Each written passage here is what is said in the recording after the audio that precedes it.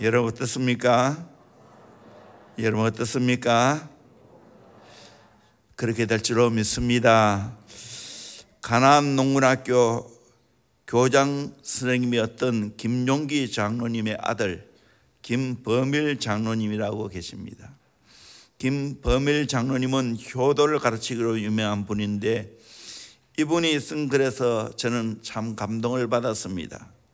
그가 가나안 농문학교 둘째 아들로 태어나서 아버지가 새벽 4시부터 밤 11시까지 농사일을 시키면서 먹는 것은 꽁보리밥과 고구마뿐이었습니다.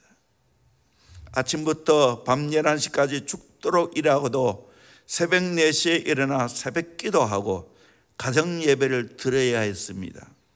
그래서 김범일 장로님이 이 일이 너무 지겨워 집을 뛰쳐나갔습니다. 그러자 아버지는 김용기 장로님이 이 아들에게 간절한 편지를 보내었습니다. 사랑하는 아들아, 신사참배 때 내가 그렇게 매를 맞고도 일본 사람이 나를 꺾지 못했다.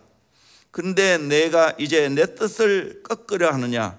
국가와 민족을 위해 일하려 하는데 아들인 내가 아버지를 이해하고 도와주지는 못할 망정 나를 괴롭게 하느냐? 남에게 설교하고 가르쳐야 할 내 자식이 이르니 안타깝구나. 나는 너를 사랑한다.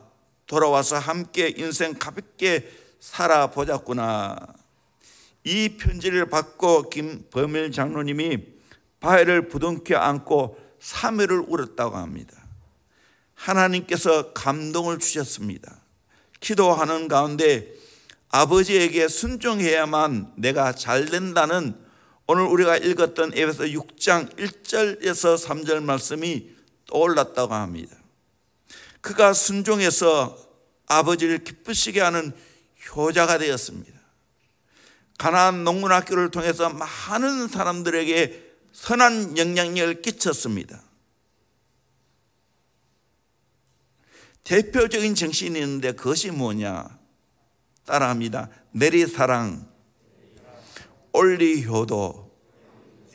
내리사랑은 저절로 되는 겁니다. 그런데 올리효도는 참 노력을 많이 해야 됩니다.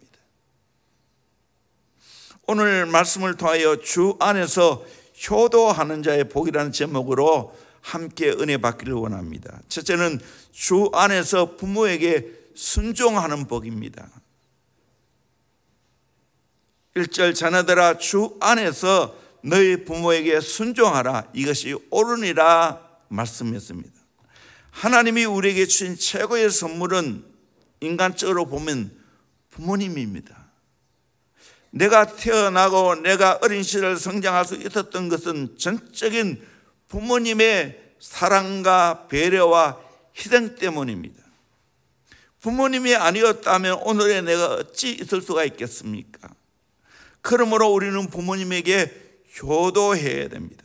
어떻게 효도해야 됩니까? 오늘 말씀 1절 말씀 통해 3가지를 말씀드립니다. 첫째는 주 안에서 효도해야 됩니다. 자녀들아 주 안에서 너희 부모에게 순종하라 말했습니다. 효도하되 주 안에서 효도하는 겁니다.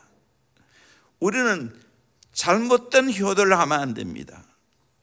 우리나라에는 유교의 영향을 인해서 잘못된 효도가 참 많이 있습니다. 평소에는 효도를 잘하지 않다가 부모가 죽고 난 후에 효도한다고 일상생활을 제대로 하지 못합니다. 그것도 제사 드리는 모든 것 다 자기와 자손이 복을 받기 위해서 하는 겁니다. 그렇다고 해서 부모님이 잡수는 것도 아니지 않습니까? 3년 동안 아무것도 하지 못합니다. 심지어는 묘 옆에서 움막을 지어놓고 매일 무덤에서 절을 하며 묘를 돌봅니다. 또 때마다 제사를 드립니다. 그런데 우리 기독교는 살아생전에 효도하라고 가르칩니다. 왜? 죽으면 영원한 천국에 가 계시기 때문에, 더 좋은 곳에 가 계시기 때문에,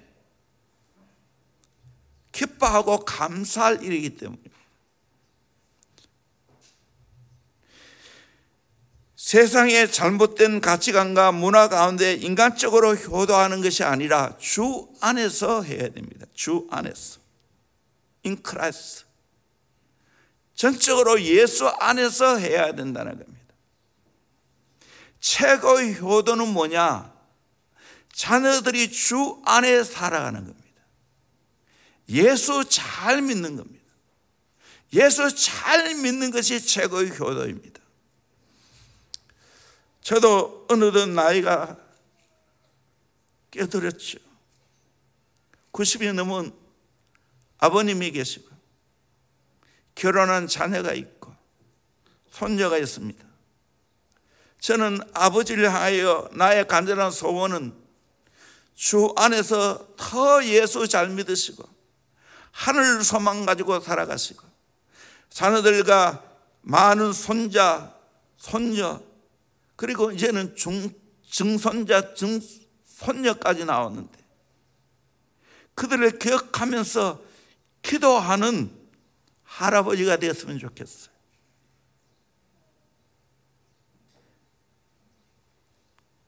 저 또한 이제 아들 부부가 있고 손녀가 있습니다. 나는 이들에게 최고의 소망이 뭐냐? 나에게 잘해주는 거 절대로 안 합니다. 눈꼽만큼도 없어요. 뭐냐? 주 안에 살아가기를 소망합니다. 예수 잘 믿기를 소망합니다. 그것이 저를 향하여 진짜 효도하는 겁니다. 이것 외에는 바랄 것이 없어요. 뭐도 바랄 것이 없어요. 주 안에 살아가는 것이 최고의 효도입니다. 두 번째로 순종함으로 효도해야 됩니다. 너희 부모에게 순종하라라고 말하고 있지 않습니까? 우리 부모님들은 내 사랑하는 자녀들에게 좋은 신앙의 유산을 물려주는 소망이 있습니다. 자녀들이 잘 되기를 소망하는 항상 일편단심 꿈이 있습니다. 그러기 위해서 어떻게 하든지 좋은 것을 물려주려고 하는 마음이 있습니다. 그러기에 그 부모의 마음을 헤아리고 순종하면 그거 다 받아 누리는 겁니다. 부모도 마찬가지입니다. 하나님이 우리에게 주신 좋은 유산이 있습니다. 축복이 있습니다. 어떨 때 그걸 받을 수가 있습니까? 하나님을 잘 경외하고 말씀대로 살면 하나님이 주시는 복을 내가 받고 내 자손들이 복을 받게 됩니다. 성경이 말해주고 있어요. 출애굽기 20장 5절 6절, 신명기 5장 9절 10절 한 자도 틀리지 않고 똑같이 말합니다. 그러니까 하나만 읽으면 됩니다. 출애굽기 20장 5절 6절 말씀을 같이 한번 읽겠습니다. 시작. 그것들에게 절하지 말며 그것들을 섬기지 말라. 나 내 하나님 여호와는 질투하는 하나님인즉 나를 미워하는 자의 죄를 갚되 아버지로부터 아들에게로 3, 4대까지 이르게 하려니와 나를 사랑하고 내 계명을 지키는 자에게는 1000대까지 은혜를 베푸느니라. 우상을 만들어 섬기지 말라는 거예요. 하나님 대신 다른 우상을 섬기면 안 된다는 거예요. 그러면 하나님은 질투하신다고 말하고 있어요. 지금 에레미야서 우리가 같이 큐티하고 있지만 하나님 싫어하는 건 뭡니까? 하나님 대신에 만드는 우상, 나무에게 절하고 돌에게 절하고 신상을 만들고 그거 섬기는 거, 바알과 아세라를 섬기는 거, 그거 하나님은 가장 싫어하십니다. 그래서 하나님은 질투하신다고 했습니다. 그 자에게 죄를 갚는데 얼마큼 갚는가? 아버지로부터 아들에게 3, 4대까지 이르게 한다라고 말하고 있어요. 그런데 나를 사랑하고 하나님의 계명을 지키는 자에게는 1000대까지 은혜를 베푸시느니라 말씀하고 있어요. 여러분, 하나님 사랑하기를 주의 이름으로 축원합니다. 마음을 다하고 목숨을 다하고 뜻을 다하여 생명을 다하여 하나님 사랑할 수 있기를 주의 이름으로 축원합니다. 그리고 하나님을 사랑하며 하나님 계명을 지키게 되었습니다. 살아가는 자의 말을 듣는 것, 지키는 것 하나도 안 어렵습니다. 그렇게 살면 하나님이 놀랍게도 천대까지 은혜를 베풀어 주신다고 했습니다. 저는 더 요즘 세계사를 참 보면서 깨달은 게 너무나 많습니다. 앞으로 더 연구할 거예요. 하나님을 잘 믿어야 되는 이유가 다 들어있더라고요. 다 들어있더라고요. 기회 있을 때마다 아는 이 메시지가 많이 나올 거예요. 앞으로 객관적이에요. 하나님은 정확해요. 진리의 말씀대로 하나님을 행하시는 분이에요.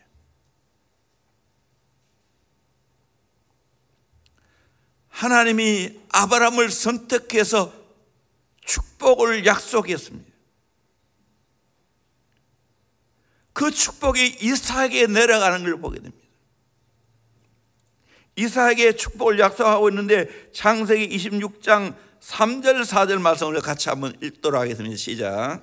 이 땅에 거류하면 내가 너와 함께 있어 내게 복을 주고 내가 이 모든 땅을 너와 내 자손에게 주리라. 내가 내 아버지 아브라함에게 맹세한 것을 이루어 내 자손을 하늘의 별과 같이 번성하게 하며 이 모든 땅을 내 자손에게 주리니 내 자손으로 말미암아 천하 만민이 복을 받으리라. 특별히 4절 보세요.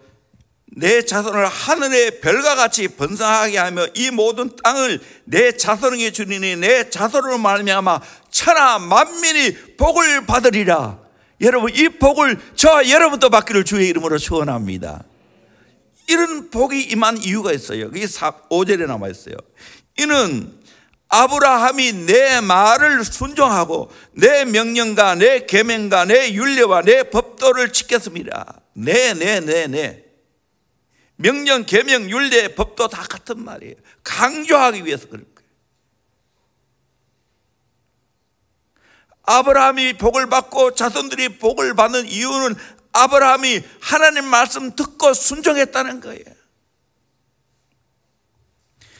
저와 여러분도 정말 하나님의 축복을, 하나님의 약속을 받아야 됩니다. 그리고 이 축복을 후손들에게 물려줘야 됩니다. 그러려면 하나님 사랑하고 말씀대로 살면 됩니다. 우리의 인생 살아가는 모든 기준이 하나님 말씀입니다. 다윗도 마찬가지입니다. 열왕기상 15장 3절 말씀 같이 한번 보도록 합니다. 시작. 아비암이 그의 아버지가 이미 행한 모든 죄를 행하고 그의 마음이 그의 조상 다윗의 마음과 같지 아니하여 그의 하나님 여호와 앞에 온전하지 못하였으나 반전하고 있어서 4절입니다. 그의 하나님 여호와께서 다윗을 위하여 예루살렘에서 그에게 등불을 주시되 그의 아들을 세워 뒤를 잇게 하사 예루살렘을 견고하게 하셨으니 아비암이 신앙의 모델인 다윗을 본받지 않고 믿음을 떠난 그 아버지 르호보암의 악한 것을 본받고 죄를 행했습니다. 다윗은 여호와 앞에 온전한 삶을 살아갔습니다. 그 결과 하나님께서 다윗을 보시고 아비암의 아들 아사를 주어서 예루살렘을 견고하게 하겠다고 했습니다. 축복이 4대까지 내려갔습니다. 다윗을 향하여 5절에 이렇게 평가하고 있습니다. 5절 같이 봅니다. 시작. 이는 다윗이 햇사람 우리아의 일 외에는 평생에 여호와 보시기에 정직하게 행하고 자기에게 명령하신 모든 일을 어기지 아니하였음이라. 아멘. 다윗도 인간이기 때문에 죄를 범했어요. 햇사람 우리의 아내를 취했어요. 끔찍한 죄지요. 그러나 평생에 여호와 보시기에 정직하게 행했다고. 자기에게 명령한 모든 일을 어기지 아니했다고. 이게 다윗이고 이게 아브라함이에요. 저와 여러분도 이렇게 하나님 말씀대로 살아서 나도 복을 받고 내 자녀와 내 후손들에게 이런 복을 물려줄 수 있기를 주의 이름으로 축원합니다. 세 번째로 올바르게 살면서 효도해야 됩니다. 1절 하반절에 이것이 옳으니라. 주 안에서 부모에게 순종하는 이것이 옳다고 말했습니다. 하나님이 옳은 일을 행해야 되지 않겠습니까? 하나님 보시기에 옳은 일을 행해야 되지 않겠습니까? 그게 뭡니까? 주 안에서 부모에게 순종해야 한다는 겁니다. 실제 성경의 예를 들어볼 수가 있습니다. 창세기 9장에 보면 당대 의인이었던 노아가 실수하는 장면이 나옵니다. 노아가 홍수 위에 농사를 지었습니다. 포도나무를 심고 포도를 따서 포도주를 만들어 먹었습니다. 그런데 그만 가음에서 장막에서 벌거벗고 잠을 잤습니다. 술이라는 것은 가음하면 실수하게 됩니다. 노아도 자기도 모르게 옷을 벗고 원시인이 되어서 부끄러움을 드러냈습니다. 그 중에 막내 이 가나안의 압이 바로 함입니다. 함이 아버지가 벌벗고 자는 것을 보고 형제들에게 와서 아버지의 부끄러운 부분을 드러내고 형제들에게 비난토로 고자질을 했습니다. 그때 셈과 야벳은 그 소식을 듣고 아버지의 수치스러운 것을 가리기 위해서 뒷걸음질 쳐서 옷을 가지고 아버지의 부끄러운 부분을 덮어주었습니다. 나중에 이 노아가 술이 깨고 난 후에 그 사실을 알았습니다. 아버지의 부끄러운 부분을 드러내는 함은 어떻게 됩니까? 아버지의 부끄러운 것을 가려주는 셈과 야벳은 어떻게 됩니까? 25절에 보면 가나안은 저주를 받아 그 형제 중에 종들의 종이 되기를 원하노라. 아버지가 그렇게 말한 거예요. 실제 그렇게 된 거예요.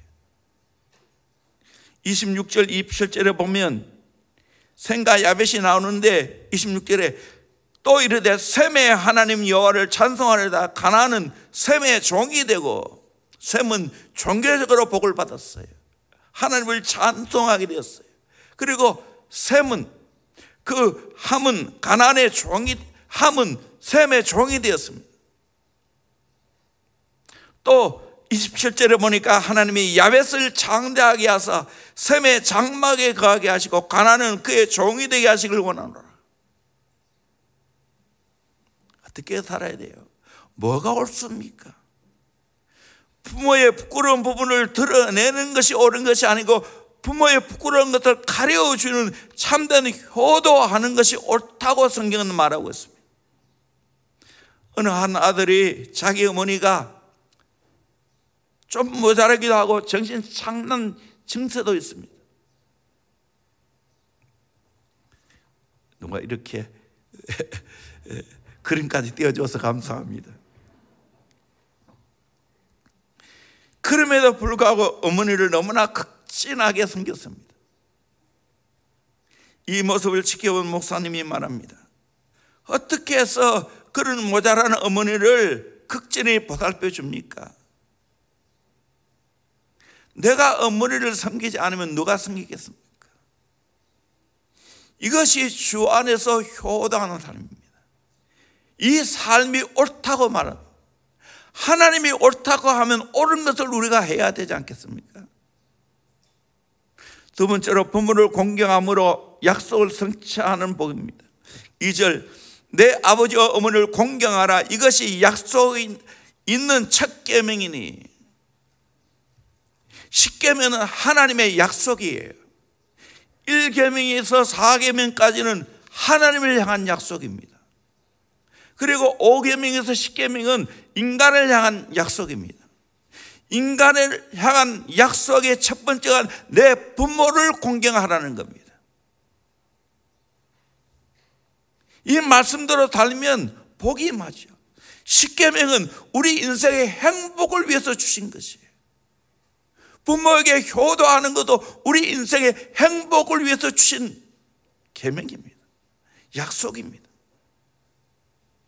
여기 내 아버지와 어머니를 공경하라, 이 말은 카베드라는 말인데 무겁다는 말입니다. 우리 장교 중에 이 간이 가장 중요하고 귀한 기간입니다. 바로 이 가베드라는 말이 가안입니다. 간장입니다. 가안이 나쁘면 사람은 끝장입니다. 가안이 몸에 중요한 것처럼 우리 부모도 중요시 여겨야 된다. 무겁게 여겨야 된다. 가볍게 여기면 안 된다는 겁니다. 한문에 효라는 글자가 있죠. 이거는 늙을로 아들 자자로 됐어요. 늙은 부모님을 자식이 업고 있는 거예요. 이 효입니다. 효. 언젠가 서울연대에서 부모님을 업고 입장한 사람에게는 무로 입장을 시켰다고 하는데, 우리는 늘 부모님이 계신 것을 감사하며 진심으로 공경하는 마음을 가져야 된다는 거예요. 하나님이 내게 부모님을 허락하시고 또 믿음의 부모님을 통해서 좋은 신앙의 유산을 받게 됩니다. 그걸 계승해야 됩니다. 저도 감사한 것은 하나님의 은혜로 저 증조 할아버지가 마을에서 제일 먼저 복음 받았어요. 이제 제가 4대째 내려왔어요. 아들 5대, 이제 성주가 6대째 내려갑니다. 참 초창기부터 예수 믿게 되었죠. 처음 예수 믿는 우리 조상들은 다 어렵게 살았어요. 오늘 또 이 찬수 목사님 설교를 한 편 들었는데, 운동하면서 1세대, 2세대, 3세대 이야기하면서 아버지는 1세대이고 자기는 2세대이고 자녀들은 3세대라는 거예요. 참 1세대는 참 어렵게 힘들게 신앙생활했어요. 그 아버지도 말을 잘못하시는 분인데 작은 교회 목회하시면서 40일 금식하시다가 하나님 나라 갔습니다. 참 그 어머니 모친이 참 신앙이 귀합니다. 어려웠지만 하나님을 온몸으로 경험한 것이 1세대입니다. 2세대는 그것을 봤기 때문에 나름대로 신앙생활을 잘 해갑니다. 그런데 3세대는 전혀 아니라는 거예요.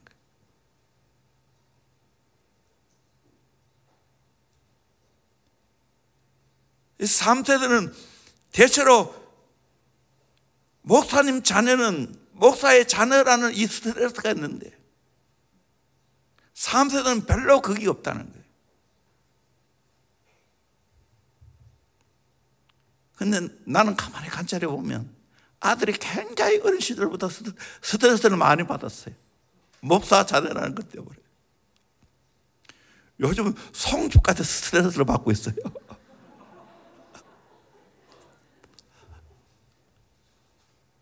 한편으로는 감사하고 한편으로는 안타깝고 그래요.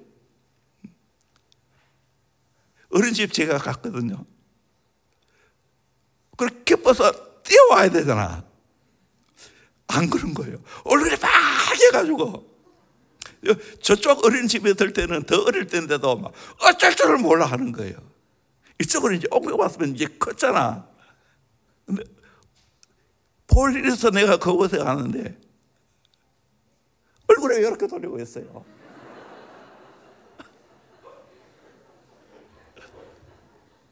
그래서 옆에 있는 친구가 왔잖아. 하면서 여러 가지 있는 거예요. 계속해서 내가 미안해가 나왔어요. 부끄러움을 아는 거 참 귀한 일인데 용기 있게 좀 할 수도 있지 않습니까? 양가 감정이 생겼어요. 너무 나대도 안 되잖아. 하여간 참 이 목회자 자녀라는 스트레스가 있구나 생각이 듭니다. 할아버지가 목사인데도 불구하고 그렇게 나름의 어떤 부담감을 갖고 있는 모습을 봅니다. 그런 의미에서 우리 목회자 자녀 잘해주기를 주의 이름으로 축원합니다.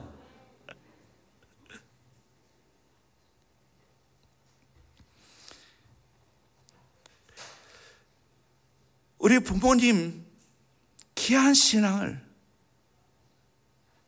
우리 조상들의 귀한 신앙 본받아야 됩니다. 한국교회도 우리 주의 종들이 그 귀한 신앙 정말 많이 있습니다.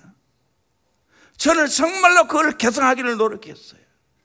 기도하는 신앙, 말씀대로 사는 신앙 개성하기를 원했어요.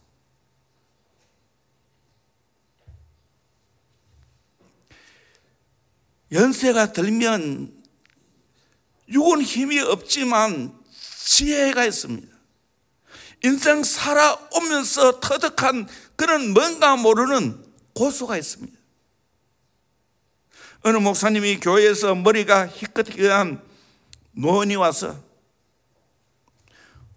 콘크리트 기둥을 정을 가지고 와서 무너뜨리는 일을 하고 있었습니다. 그래서 연세 드신 분이 와서 그 힘든 일을 하니까 안타까워서 젊은 목사님이 내가 한번 해보겠다고. 그래서 한 말을 가지고 내리쳤는데 끄떡도 안 한다는 거예요. 뒤에서 한참 그 모습을 지켜보다가 목사님 제가 할게요 하면서 정을 가지고 한마 가지고 치니까 놀랍게도 그 탄탄한 콘크리트 벽이 무너지기 시작하더라는 거예요. 그러면서 목사님에게 하는 말이, 콘크리트지만 결이 있습니다. 그 결 따라 정을 갖다 대고 쳐야 깨어져 나갑니다 라고 이야기하더라는 거예요. 그래서 인생을 살아온 그 지혜, 그 힘, 여러분 전수 받아야 됩니다. 특별히 믿음으로 신앙생활을 잘하는 분의 그 신앙 반드시 전수 받아야 됩니다. 들어야 하고 배워야 합니다. 그래서 성경은 우리에게 연세 드신 분을 향하여 이렇게 말하고 있습니다. 레위기 19장 32절 말씀 같이 보도록 합니다. 시작. 너는 셋머리 앞에서 일어서고 노인의 얼굴을 공경하며 내 하나님을 경외하라. 나는 여호와이니라. 너는 셋머리 앞에서 일어서고 노인의 얼굴을 공경하며 내 하나님을 경외하라. 그렇게 말하고 있어요. 셋머리 앞에서 일어서라는 것은 존경심을 가져라는 거죠. 노인의 얼굴을 바라보면서 인생 오래 살아온 모든 자국이 남아있지 않습니까? 주름이 있지 않습니까? 그 얼굴을 보면서 공경하라고 했어요. 하나님을 경외하라. 하나님과 같이 취급하고 있는 거예요.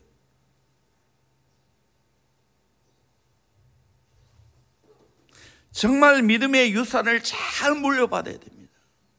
옛날 농경시대에는 노인들, 부모님의 그 귀한 유산이 있었습니다. 언제 씨를 뿌려야 되고 언제 거둬야 되고 그 모든 지혜가 그 부모님 노인들에게 다 있습니다. 자연스럽게 공경할 수밖에 없었습니다. 제가 영상을 보다가 이탈리아의 스트라디 바리우스 바이올린을 만드는 명장의 삶을 보았습니다. 100% 수저로 만들었어요. 다 손으로 만듭니다. 칠도 막 여러 번 하는 걸 봤어요. 아버지가 그것을 만들어 왔고 아들이 50인데 어린 시절부터 지금까지 계속 이어오고 있어요. 전수받는 게 중요하죠. 그런데 오늘은 농경 시대도 아닙니다. 명품을 만드는 시대도 아닙니다. 이제는 거꾸로 되었습니다. 젊은 사람일수록 요즘은 IT 시대이기 때문에 더 그런 기술을 잘 익힙니다. 어리면 어릴수록 더 잘합니다. 나이가 들면 약합니다. 저 부신도 그래요. 좋은 휴대폰이 있지만 뭐만 쓸까요? 전화 받는 거. 전화 거는 것만 겨우 써요. 문자 못해요. 카톡 못해요. 그래도 저는 다 합니다.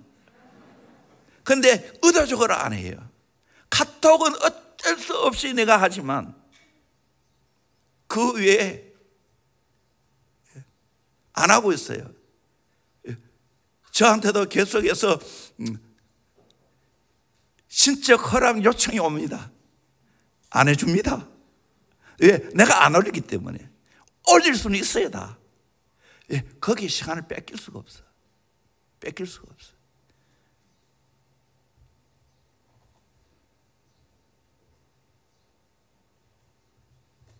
그런데 신앙은 그렇지 않습니다.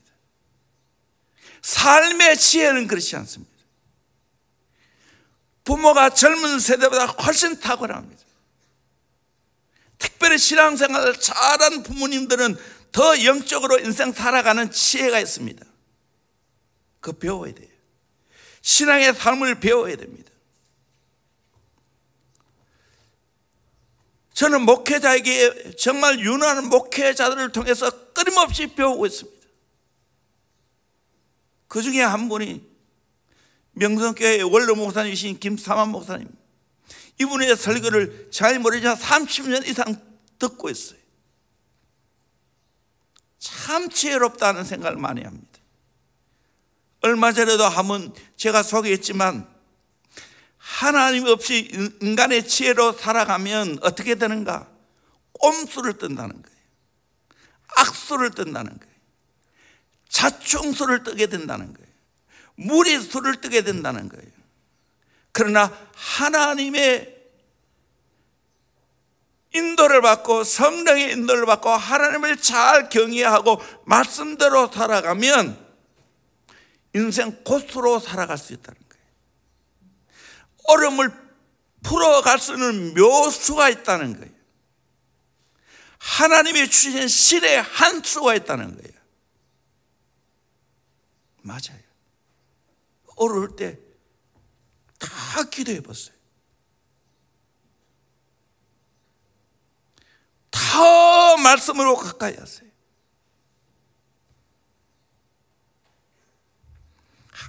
정말로 깨어 기도하는 분은 한 발 앞을 내다보는 수가 있습니다.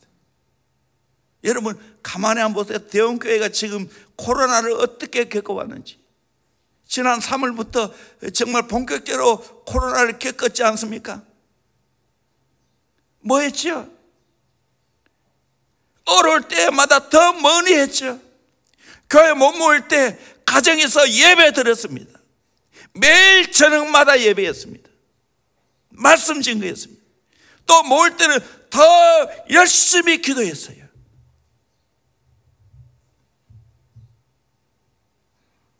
우리 교회는 특별 기도하면 되게 새벽만 하지만 새벽도 하고 우리는 저녁도 합니다.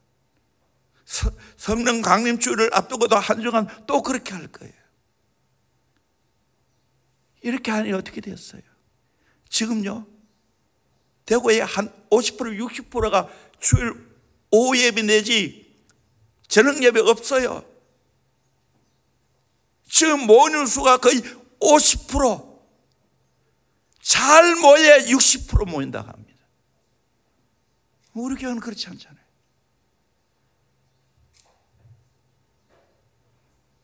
왜? 어려우면 어려울수록 더 하나님 앞에 기도해야 된다는 걸 알기 때문입니다. 하나님을 가까이 해야 된다는 걸 알기 때문입니다. 저는 확신합니다.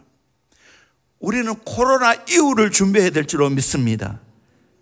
그게 뭐냐? 기도하는 거예요. 분명히 믿습니다. 결국에는 하나님께서 우리 대원교회 시대가 올 줄로 믿습니다. 저와 여러분의 시대가 올 줄로 믿습니다. 준비하는 자에게 그 은혜가 있다는 거예요. 지금 열심히 우리 어린 나이부터 기도로 깨우려고 애를 쓰고 있잖아요. 새벽 기도하는 교회가 되려고 애를 쓰고 있잖아요. 이 귀한 것 여러분이 물려받고 이 귀한 것 자녀들에게 물려주기를 주의 이름으로 축원합니다. 어릴 때부터 기도하는 자가 되어보세요. 말씀 순종하는 자가 되어보세요. 세상에 가장 고수가 되는 거예요. 그 신앙을 대원교회에 오셔서 물려받아야 되는 겁니다. 우리의 자녀들에게 물려줘야 되는 겁니다. 디모데도 마찬가지입니다. 그의 어머니, 그의 외할머니, 그리고 그의 영적인 아버지 바울을 통해서 귀한 신앙을 전수받았습니다. 디모데후서 1장 3절에서 5절 말씀 같이 한번 보도록 하겠습니다. 시작. 내가 밤낮 간구하는 가운데 쉬지 않고 너를 생각하여 청결한 양심으로 조상적부터 섬겨오는 하나님께 감사하고 내 눈물을 생각하여 너 보기를 원함은 내 기쁨이 가득하게 하려 함이니 이는 내 속에 거짓이 없는 믿음이 있음을 생각함이라. 이 믿음은 먼저 내 외조모 로이스와 내 어머니 유니게 속에 있더니 내 속에도 있는 줄을 확신하노라. 아멘. 디모데는 외조모 로이스 어머니 유니게 통해서 청결한 양심으로 초등학교부터 하나님을 섬겨왔습니다. 거짓이 없는 믿음을 가지고 살아왔습니다. 눈물의 사람이었어요. 또 믿음의 아버지 바울을 통해서 귀한 신앙을 전수받았어요. 잘 양육받았어요. 그래서 정말 흠잡힘이 없는 훌륭한 디모데 목사가 되었어요. 그의 외할머니, 그의 어머니, 그리고 주의 종의 작품이에요. 미국의 유명한 설교가 해셀포드가 눈물로 설교한 그리운 어머니라는 내용, 감동적입니다. 나의 어머니는 전기 청소기나 접시 닦기 같은 어떤 도구도 갖지 못했고 사회적으로 명성을 더욱 갖지 못했지만 참으로 놀라운 6가지 은혜의 도구를 가지고 있었다. 항상 어린 소녀처럼 예배에 나가서 복음 설교를 들었다. 어머니가 가지고 계신 건 6가지 도구가 있는데, 첫째는 가장 좋은 친구인 예수님을 모시고 계셨고, 교회를 가지고 계셨고, 성경을 가지고 계셨고, 기도를 가지고 계셨고, 사명을 가지고 계셨고, 희망을 가지고 계셨다라고 말했습니다. 여러분, 저와 여러분도 이거 가지고 있지 않습니까? 귀한 걸 귀한 줄로 알기를 주의 이름으로 축원합니다. 그걸 경험하기를 주의 이름으로 축원합니다. 그 은혜의 도구를 사용해서 정말 열매를 맺어야 되고 하나님의 축복을 쟁취해내야 됩니다. 그리고 이 귀한 것을 우리 후손들에게 물려줘야 됩니다. 마지막 세 번째로 잘되고 땅에서 장수하는 법입니다. 에베소 6장 3절에 이로써 내가 잘되고 땅에서 장수하리라. 부모님을 잘 공경하면, 순종하면 땅에서 장수하고 잘 된다는 거예요. 이 신학의 뿌리가 되는 구약 성경은 어떻게 말하고 있는가? 출애굽기 20장 12절 말씀 같이 봅니다. 시작. 내 부모를 공경하라. 그리하면 내 하나님 여호와가 내게 준 땅에서 내 생명이 길리라. 내 생명이 길리라. 16절입니다. 신명기 5장. 너는 내 하나님 여호와께서 명령한 대로 내 부모를 공경하라. 그리하면 내 하나님 여호와가 내게 준 땅에서 내 생명이 길고 복을 누리리라. 내 하나님 여호와가 내게 준 땅에서 내 생명이 길고 복을 누리리라. 여러분, 이 복을 받기를 주의 이름으로 축원합니다. D.L. 무디 스낵은 60년 동안 살아오면서 분명한 것은 남녀를 불문하고 누구든지 부모를 공경하지 않은 사람이 번영하는 걸 보지 못했고 부모 공경하는 사람이 축복받지 못한 사람을 못 보았다라고 말했습니다. 이 성경의 진리입니다. 또한 주 안에서 효도하는 것은 그 자체가 축복입니다. 그 마음 자체가 축복입니다. 효도하는 마음에 진정한 안정감이 있습니다. 기쁨이 있고 평안이 있습니다. 또 늙으신 부모님께 즐거움의 대상이 됩니다. 그분들의 지혜와 훈계와 명철을 잘 받아들여야 됩니다. 잠언 23장 22절에서 26절까지 참 귀한 말씀인데 우리 한 목소리로 같이 읽겠습니다. 시작. 너를 낳은 아비에게 청종하고 내 늙은 어미를 경히 여기지 말지니라. 진리를 사되 팔지는 말며 지혜와 훈계와 명철도 그리할지니라. 의인의 아비는 크게 즐거울 것이요 지혜로운 자식을 낳은 자는 그로 말미암아 즐거울 것이니라. 내 부모를 즐겁게 하며 너를 낳은 어미를 기쁘게 하라. 내 아들아, 내 마음을 내게 주며 내 눈으로 내 길을 즐거워할지어다. 아멘. 시간에다 다 설명할 수 없지만 정말 부모님에게 즐거움의 대상이 되어야 돼요. 기쁨의 대상이 되어야 됩니다. 그 부모님의 지혜와 훈계와 명철을 잘 받아들여야 됩니다. 말할 준비는 다 됐는데 자녀들은 들을 귀가 없어서 못 해주는 거예요.